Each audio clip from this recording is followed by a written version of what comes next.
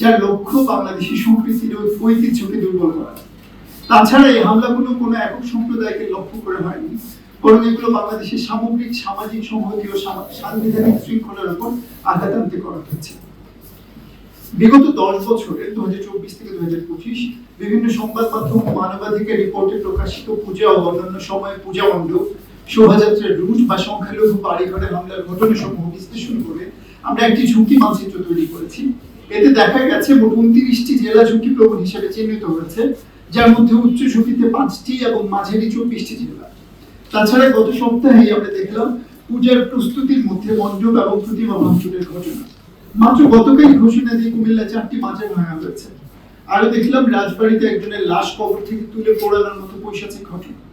প্রথম আলো অনুসারে গত বছরের আগস্ট থেকে এবছরের জানুয়ারি পর্যন্ত 6 মাসেই 80টি মাজার দরগাহে হামলা হয়েছে। সংখ্যাটি এখন কয়েক গুণ বাড়তে পারে, অর্থাৎ কেবল মন্দির মণ্ডপ আক্রমণ দেখতে মসজিদের বড় অংশ ধরা পড়ে না। বাস্তবে হিন্দু, সুফি, বাউল এবং আদিবাসী বিভিন্ন প্রান্তিক গোষ্ঠী একযোগে ঝুঁকির মুখে আছে। এর সঙ্গে যোগ হয়েছে নির্বাচন ঘিরে বাড়তি ঝুঁকি। অতীতের অভিজ্ঞতা বলতে ভোটের আগে ও পরে সংখ্যালঘু আবাসিক এলাকা, ব্যবসায়িক কেন্দ্র, উপাসনালয় এবং দরবার সহজেই টার্গেটে পরিণত হয়।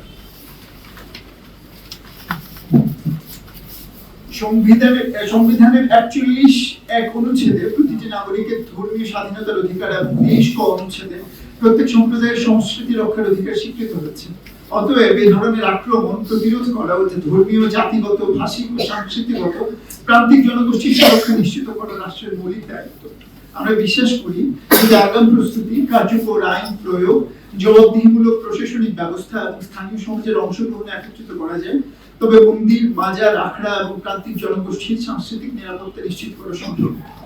এই বাস্তবতা সামনে রেখে আজকের সংবাদ সম্মেলন থেকে আমরা সরকার এবং দেশবাসীর কাছে আমাদের দাবিগুলো তুলে ধরছি। একই সঙ্গে আমরা আপনাদের অবগতির জন্য জানাচ্ছি যে আমরা সম্প্রীতি যাত্রা নামে একটি কর্মসূচি সূচনা করছি, যেন সারা দেশের সম্প্রীতির বার্তা ছড়িয়ে দেওয়া যায়। সাম্প্রদায়িক উস্কানি ও বিভ্রান্তি রুখে দিতে আমরা যুক্ত করেছি ফ্যাক্ট চেকিং টিম।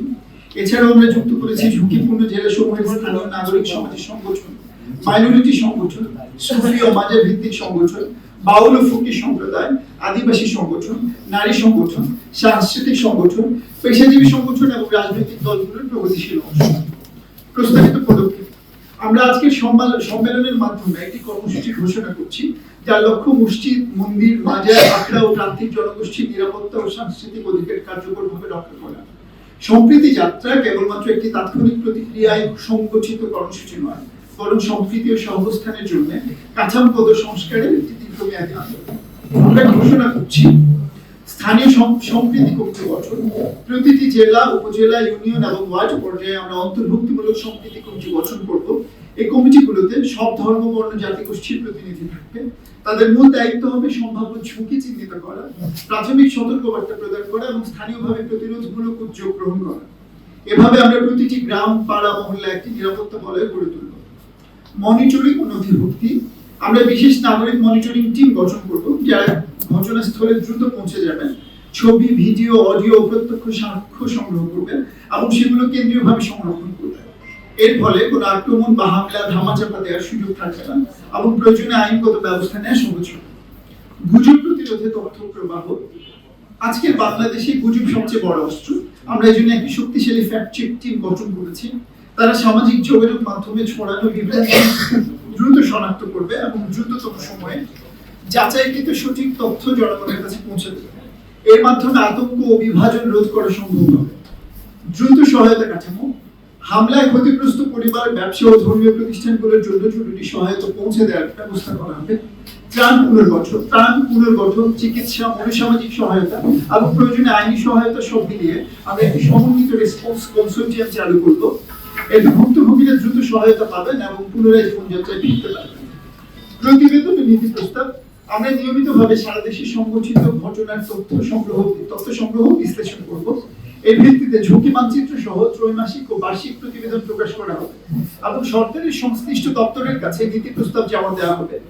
আমাদের অবস্থান হবে স্বচ্ছতা ও সঠিক তথ্যের সমন্বয়ে নাগরিকের জোরালো প্রতিরোধে।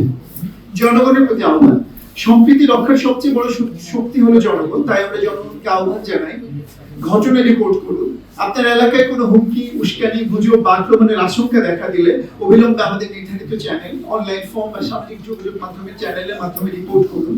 প্রতিটি রিপোর্ট আমরা যাচাই করে যথাযথ পদক্ষেপ নেব। প্রমাণ সংরক্ষণ করুন। ছবি, ভিডিও, অডিও বা প্রত্যক্ষ সাক্ষ্য প্রমাণ নথিভুক্ত করে রাখুন। এগুলো কেবল ঘটনাকে প্রমাণ করতে সাহায্য করবে না, বরং আইনগত প্রক্রিয়ায় অপরাধীদের দায়বদ্ধ করতে অপরিহার্য ভূমিকা রাখবে। কমিটিতে সক্রিয় হন। আমাদের এলাকায় গঠিত সম্প্রীতি কমিটির সাথে যুক্ত হন। ধর্মীয় বা সাংস্কৃতিক স্থাপনাগুলোর নিরাপত্তায় স্বেচ্ছাসেবক হিসেবে কাজ করুন।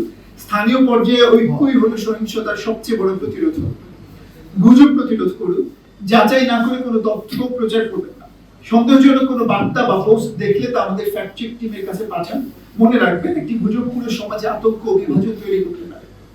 সম্প্রীতির সংস্কৃতি ছড়া। স্কুল, কলেজ, মসজিদ, মন্দির, মাজার, আখড়া, সাংস্কৃতিক অনুষ্ঠান ও কমিউনিটি প্ল্যাটফর্মে সম্প্রীতির বার্তা প্রচার করুন। সামাজিকভাবে সহনশীলতা ও বৈচিত্র্যের প্রতি শ্রদ্ধা জাগিয়ে তুলুন। সরকারের প্রতি আহ্বান। রাষ্ট্রের সাংবিধানিক দায়িত্ব হলো নাগরিকদের জীবন, সম্পদ, ধর্মীয় স্বাধীনতা ও সাংস্কৃতিক অধিকারের সুরক্ষা নিশ্চিত করা। তাই আমরা সরকারের কাছে আহ্বান জানাচ্ছি, অগ্রাধিকার ভিত্তিক নিরাপত্তা, ঝুঁকিপূর্ণ জেলায় পূজা, শোভাযাত্রা, মাজার ওরস ও আখড়ার সময় বাড়তি পুলিশ ও দ্রুত রেসপন্স টিম মোতায়েন করতে হবে। একটি কেন্দ্রীয় নিয়ন্ত্রণ কক্ষ থেকে সিসিটিভি ফিড পর্যবেক্ষণ করে তৎক্ষণাৎ পদক্ষেপ নেওয়া বাধ্যতামূলক করতে হবে। গুজব প্রতিরোধ কাঠামো। উপজেলা পর্যায়ে তথ্য যাচাই টিম গঠন করতে হবে। ভুয়া তথ্য ছড়ালে সর্বোচ্চ 1-2 ঘন্টার মধ্যে তার প্রতিবাদ ও সঠিক তথ্য প্রচার বাধ্যতামূলক করতে হবে। এর মাধ্যমে সামাজিক বিভ্রান্তি দ্রুত মোকাবেলা সম্ভব হবে। অভিযোগ ও বিচার প্রক্রিয়া। প্রতিটি থানায় অভিযোগ গ্রহণে স্বচ্ছতা আনতে হবে। 15 মিনিটের প্রাপ্তি স্বীকার, 1 ঘন্টায় প্রাথমিক আপডেট, 24 ঘন্টায় মামলা নথিভুক্তি এবং 72 ঘন্টার মধ্যে তদন্ত প্রতিবেদন দাখিল, এই টাইমলাইন বাধ্যতামূলক করতে হবে। বড় ঘটনার জন্য বিশেষ ট্রাইব্যুনাল গঠন এবং সাক্ষী সুরক্ষা কার্যকর করতে হবে। প্রযুক্তিগত নিরাপত্তা। মন্দির, মসজিদ ও মাজার ও আখড়ায় সিসিটিভি, আলো, অ্যালার্ম, ফায়ার এক্সটিংগুইশার ও নিরাপদ প্রবেশদ্বার স্থাপন করতে হবে। এই দায়িত্ব পূজা কমিটি, মাজার কমিটি ও প্রশাসনের যৌথ কর্তব্য হিসেবে আইনত স্বীকৃত করতে হবে। ফুটেজ অন্তত 30 দিন সংরক্ষণ বাধ্যতামূলক করতে হবে। ক্ষতিগ্রস্তদের জরুরি সহায়তা।